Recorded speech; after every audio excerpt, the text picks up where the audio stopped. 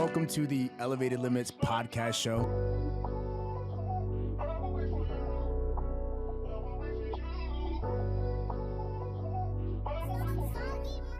What's up, guys? Welcome back to another Elevated Limits podcast show. Today we have a special guest in the building.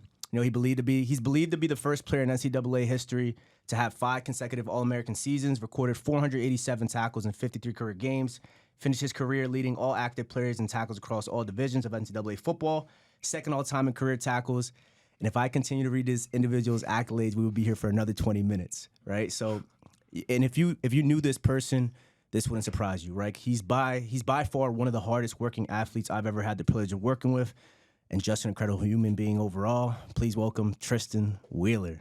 My dog. What an introduction, man. My dog. Appreciate Like that. I said, if people knew who you were, you know, we wouldn't be surprised because we know the type of work you put in and we know the type of mentality you have. I'm glad we were able to get this in. I know we were trying to find a couple different times and stuff like that because you're going on vacation with the fam. Yeah. Where you guys We going? have a house down on the Chesapeake Bay, so we try to get away there as often as we can.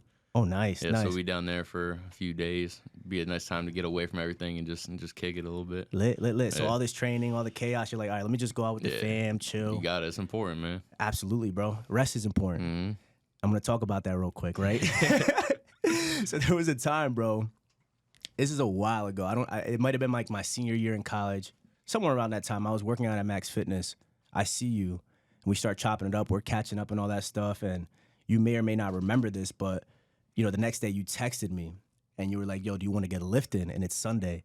And I was like, hell no, bro. It's Sunday. It's a rest day. But in that moment, it clicked for me that you were obsessed because I knew you were working out 7 days a week. Mm-hmm. So what values did your parents instilled in you that led you to having such an incredible work ethic? Earn everything. Like, simply put, like, one, I'm going to say my dad, he didn't even go to college. He had a kid when he was a senior in high school. He finished and graduated high school, raised the kid. And, you know, today everyone looks at you have to go to college in order to be successful, have a good job, whatever the case may be. My father, like, owns and runs his own roofing and siding business now. But, like, granted, that wasn't easy. Like, it didn't come easy to him. Obviously didn't have the college education, but didn't let that stop him. Had a kid at a young age, didn't let that stop him. So adversity was there. To see him overcome it and now have a successful business and give me and my siblings everything that we could have ever asked for, whether in terms of football, he brought me to every camp, paid for me to stay at hotels and travel and do these different things and all this training, whether it was my car that he bought for me, like different things like that he gave me and my siblings everything possible, but that's through his hard work and his dedication. And the same with my mom. She's been busting her tail for how many years now doing what she does, and she's working up the ranks. So, like, seeing that come from them and what they put out and what they've gotten from it, like, right from there, that's just, like, a testament to how I've treated my football and academics and everything across the board in every facet, really. So they definitely motivate me to achieve everything possible. That's awesome, bro. You mentioned your car, bro. That car out there. What is that? What is that again? You pulled up in some... Bro, a Buick and Vista. First year they that NIL, released it. Bro, that yeah, NIL, so I don't know. I pull It's up hitting. and I feel good pulling up in that, you know. I was driving my boys called it the shaggin' wagon. It was like a 2016 Volkswagen Golf. It's like a station wagon build. All my boys called it a shaggin' wagon and would rag on me for it. I pull up in this next day and they're like, oh, all right, it's like different. that. It's like that. It's different. Yeah, you look yeah. good, you play good, right? Yeah, exactly. You know what I'm saying? Exactly. So you go to Freedom High School, right? You're Defensive Player of the Year. You lead that program to most wins in program history, and you guys actually win the first district championship in program history, right? Mm-hmm. Which it's hard for me to say because I played there. And you know how it is. When you play at Freedom, everyone's always saying, yo, my year was the best year. But you guys have the stats to back that Yeah, we up. can stamp it. Yeah, you know what I mean? Yeah. So what was that experience like, and what was it like playing for a guy like Coach Roeder? I'll start with Coach Roeder. And I said this in multiple other interviews with other people throughout my career, but Coach Roeder was probably one of the first guys to, like, recognize my talent, and because he offered me opportunity in 8th grade to play up the freshman year. Yeah. Granted, I didn't take it, but he offered it to me. And then my freshman year of high school, I was on JV varsity, so I wasn't even with my class. So he saw it in me early on, put me into some big roles early on too, whether it was just a package my freshman year or rotating and just getting me reps. He definitely believed in me early on. Like, pushed you to be the best version of yourself. And now that I look back on it, like a lot of times you think coaches just blow smoke and talk just to talk, right? And this is what when I go back and speak to the Freedom kids and anyone younger, I'm like, yo, these coaches don't just say stuff because they like to hear themselves talk. Like everything they say has a meaning and purpose behind it. And if you put those into action, like you can achieve whatever you want to achieve. Like they don't just blow smoke. Right. So really, he had a big impact in everything. He really helped me recruiting too. He's probably one of my biggest like hypesmen for real. So he had a big impact. And then, like you said the word obsessed before, and that's really what it was. And you said your senior year, I think your senior year was my freshman year. It was, because you were playing up with us, and you were still a little gimpy because of the knee a little bit. I had the knee. We were still trying to figure out, like, yo, he's nice. So wait till he gets healthy. Yeah, he uses the word obsessed, and I had this knee injury. I had the whole brace on. Like, I was on a scooter for a minute when I first pulled up to the varsity practices, and my leg was locked out in the brace and everything. Like, so I couldn't do anything lower body wise. And I remember hitting up Hoagie, Coach Morales. Yep. And I was like, yo, I'm still trying to get work. Like, what should I do? I'm going around on crutches, my scooter, whatever, leg locked out, and I'm still trying to hit upper body. I'm still trying to squat on my one leg that worked. Anything, because I was literally obsessed. Once I saw these opportunities come, I became more and more infatuated with just, being the best version, best player I can be. So I literally became obsessed. And then from there, other people see that and they feed off of it. Like, I was never one to just talk, be the rah-rah guy. Like, we have people for that. And if you're going to be that guy and not put actions to it, then it doesn't mean anything. But I was more of a guy that I'm going to work, and you're going to see me work, whether you see me outworking you and outperforming you, and that motivates you, or you're just inspired. Like, whatever the case may be, like, you're going to follow that guy that just puts his head down and works, and the work shows from it. So I was one to be that guy, and I think as we through the years and then getting to my senior year, I think people really bought in and they saw that, like, oh, like he's getting offers. He played varsity as a freshman, like all these different things. And I think guys really became like dialed in and like enjoyed the process and the work that came with it. Absolutely. And by that last year, we won the conference championship, district championship. First one in program history, bro, ever. So, yeah, it was wild. But it was like a testament to y'all too, because I remember growing up watching you, Cordell, Cotto, Santos brothers, the Youngs, like all these dudes, Brady Hornbaker, right, like all these dudes before that. I was like, yo, these are dudes, like they work too, but like however the piece fell, y'all didn't get to that point. But we saw what y'all put into it, and that just inspired us. So a lot of it is like you put out something that people can follow, and at the end of the day, that's important. And talk is one thing, but action is a whole another thing, And that definitely describes your leadership. Yeah. You know what I mean? Like, you were never the guy, like you said. You were never like, come on, let's go. Like, you just put your head down, you worked, and then you would kind of raise the bar for everybody. Mm-hmm. You know who else was like that? Like Vince. Vince was a guy, like, I mean, he'd talk a little bit, but Vince was a maniac when it came to working out, too. Yeah. And I said this before, I want to shout him out. Someone that really reminds me a lot of you is Hunter Sporka. Yeah. Bro. Speaking of, I'm working with him right now. You? He hit me up when I came back from the pro day and everything. First thing he was like, yo, you trying to get some field work? Obsessed. No, so literally like, obsessed. You are by far the hardest working athlete I've ever worked with, but Hunter, it's like it's neck and neck. Yeah. Cause I be having to tell him like, yo, chill out. Yeah, and going to the rest thing. Have you spoken to him about that? Yeah. You have to, cause I've had because Coach he's gonna watch this too. Ahmad told me like, yo, you actually have to talk to him. Have to. Because let me take it back though, because I was 7 days a week, work out multiple times a day, like to the point where it was like, all right, bro, like you're actually gonna do damage and like more harm than have good. It work reverse, yeah. Right.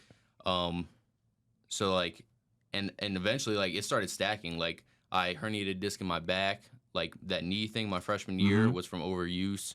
So there was things that I saw that were like starting to work against me. So I finally learned, it clicked in my head, because I thought, Coach Morales and Ahmad and all them were just yo, chill out. I was like, nah, like I'm working. But at the end of the day, like it really did play against me. And so I had to sit down with Hunter and be like, yo, you got to chill out a little bit, because he's had his knee injuries too. Right. But yeah, dude, he wants it. Yeah, he wants it. Like, he loves football. Yeah. And that's what makes coaching fun. Like, when you have players like that are obsessed, that really want it. Especially when they reach out to you. Like, I didn't go to him and be like, yo, let's get work. He hit me. And, like, that's intimidating. Like going up to a kid that did this, and this, and had accolades. Like, but for him to humble himself and be like, "Yo, I'm gonna go to him because I don't know everything. There's more I gotta learn, but I'm gonna go to you because you've been there and you've done it." So I think it's awesome, and it's gonna show too. Absolutely, Yeah. I'm so excited for him too. This is gonna be a good year for him. Yeah. You know what I mean? So excited. You brought up offers. You know what I mean? You said it. This guy has offers. I'm gonna follow him because he's doing the right thing. You had 17, right? If I'm not mistaken. Or am I lowballing? Don't let me blow. Okay, my fault. Hey, listen. Don't let me lowball you, bro. 22. Humbly 22. Humbly. So you had 22 offers, right? What led to you deciding to go to Richmond? Yeah. So, well, first and foremost, like I thought, everyone's reaching for everyone sees the Bamas and the LSUs and the Absolutely. SEC's Big Ten schools, especially Penn State. Like being from this area, like Penn State was always my dream. So in my head, I was like, I put in the work. Like this is what I deserve. At the end of the day, the chips didn't fall like that. Like they gave me PWOs, but I had some good small FCS school offers who were still at the top of their, like in the FCS, the top of the totem pole. So they were great offers. But yeah, it came down to 22. I was going into, that happened after junior year. I was going into senior year, a bunch of visits, bunch of camps, junior days, all that stuff. And I just really wanted to get out of the way. I was tired of all the glitz and the glamour. I hated trying on the jerseys and doing the photo shoots. Like, it's just not me. Like, I'm not like a flashy guy, but I limited it down to probably 3 schools: West Point, Holy Cross, and then Richmond. And I always wanted to go West Point growing up. Like military academy, like super strict, regimented about their business. Like that's just always how I was. And I used to talk to my grandpa about that growing up. Like, yo, this is what I'm gonna do. I'm gonna go there and play football. I'm gonna serve. I'm gonna get a great education out of it, and I'm gonna go and use that prestigiousness to get myself a great job. And that was the plan. Eventually, I found out they had 25 linebackers or something. I was like, oof. Like, That's a lot, yeah. A lot to like wait till you're. Not that I couldn't beat those guys out, but like the odds of you playing are a lot more slim. And if you're gonna go there and play for, say, just your senior year, and then you're going to serve for 5 years, like at the end of the day, I wanted to play ball. So then that kind of is what kept me away from that. Holy Cross was a great school, but smaller. They were like Patriot League. So I knew I wanted to play a little bit higher FCS level. And then when it came to Richmond, everything just kind of fit. Like academics, they're a great academic school. Their sports are like top of the FCS. And then what really kind of secured me was my DC. He was a linebacker coach then, moved up to DC. But like he would hit me up and call me. All these coaches would call me and talk ball, how much they wanted me. Right. He would call me and be like, yo, how's your brother doing? Like, how's your family? Like, how's school going? It was more personal. It was never about like at the end of the day, that's what he wanted. But he made it a point to make it more personal than just football. And I was at a Temple camp. This was the day I knew. I was at a Temple camp. It was pouring down rain. Camp ended. We're walking back to the car, and he's like, oh, I'm going to walk back with you. And I'm like, where's your car? And we're walking one way, and he's like, oh, it's a mile or so back that way. I'm like, dude, you're walking the opposite direction right now. He goes, I don't care. I just want to talk to you. I just want to connect with you. Sheesh. And it was pouring rain. Like, dude didn't have to do that at all. Like, but he did, and that was one thing that stood out to me. And then I had the opportunity to play early. So at the linebacker spot, they were very thin. They weren't a good team at all by any means. I went to the Nova game that year on a visit. They got waxed by like 40-some points. I kid you not. And so I knew I had the opportunity to go in young and play early on and change the culture there. Because, I mean, it would have been nice to go into a winning team, but at the same time, you want to go in and make an impact. Absolutely. That's going to change and inspire other people, just like with freedom. Absolutely. Like taking it from one level and elevating it to another. And the funny thing is, my last year, this 5th year, we win the conference championship, just like in freedom winning the district championship. So it was like full circle. Super cool, and I'm blessed that I had the opportunity, and it all worked for good in the end. Right, absolutely. Yeah. And you mentioned getting there and being able to play right away. Yeah. Right, so you record over 100 tackles your first year, All-American. You're balling. Why do you feel like you were able to see so much success early on? Work ethic, obsession, and one thing I like to always tell people too. I was big about like writing down my goals and my aspirations. Like whether it was like literally in my room at home, like on the wall, I would like write stuff down on the wall with like Sharpie. Like some spot where I'm gonna see it every day. I walk out the door. I had it on my screensaver. I had a journal where I wrote all these goals out. I think I wrote like 4 main goals for that season. Was like start by week 4,